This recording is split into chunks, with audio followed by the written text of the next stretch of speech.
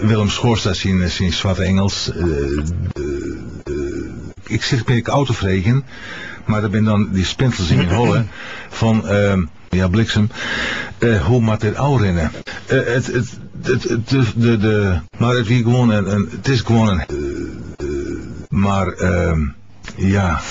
die Gisbert Jacobs publieksprijs, honoris van Ruudje de Haan. Ja, het is het werk van een dichteres. Maar ik had het boekje vanmiddag nog eens een keer teruglezen. Het ben gedichten.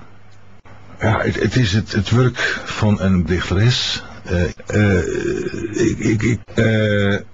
Maar de inhoud van die versen, ja. Maar het is dat vind ik echt een